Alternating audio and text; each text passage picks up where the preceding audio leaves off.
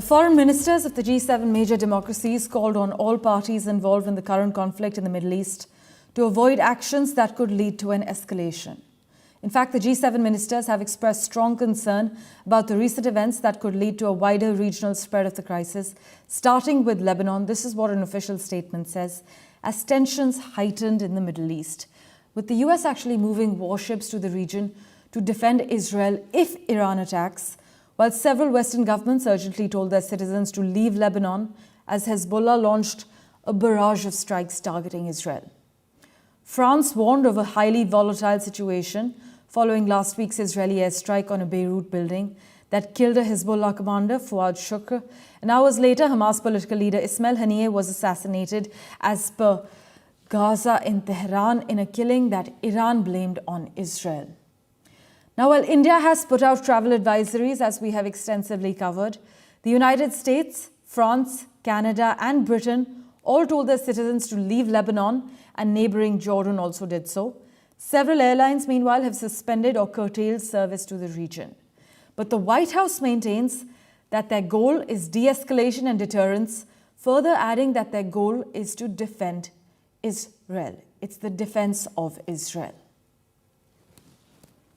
For further clarity, we have with us Voice of America's Linda Gradstein. Thanks so much, Linda, for making time for us in the World 24/7. What are you picking up on in terms of retaliation from Iran?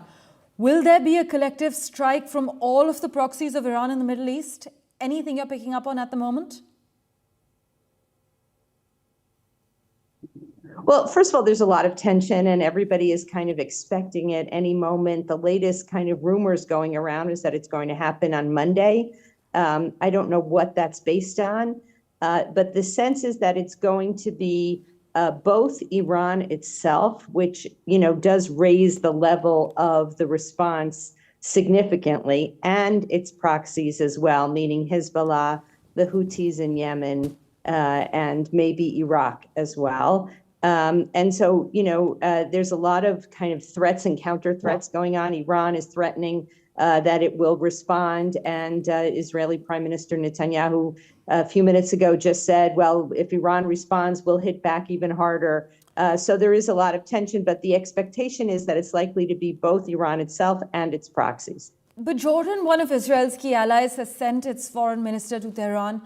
And actually reports suggest that Iran has refused for any negotiations as far as retaliation is concerned.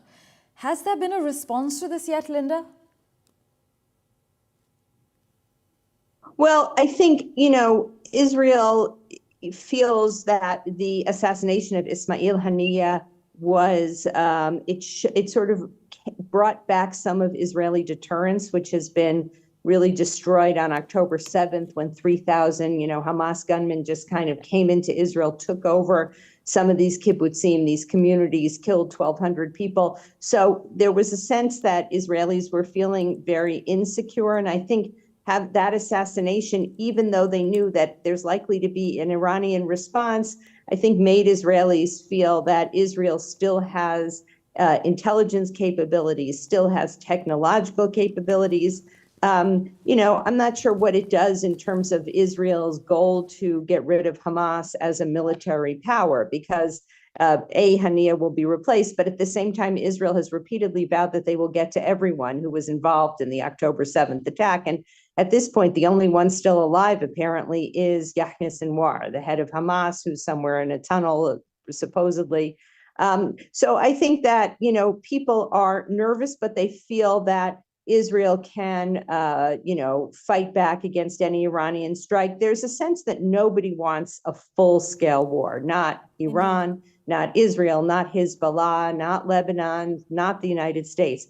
So the question is just going to be, is it going to be a kind of response? We saw this in April when Israel killed several Revolutionary Guard people, and then Iran fired 300 missiles at Israel, which were shot down by both Israel, the United States, Jordan, Saudi Arabia. So the question is that going to happen again? Is there still that international coalition? And that's what's not clear. Well, crucial 24 hours up ahead. Thanks so much, Linda, as always, for joining us.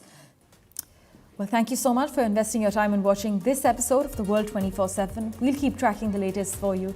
Do stay tuned.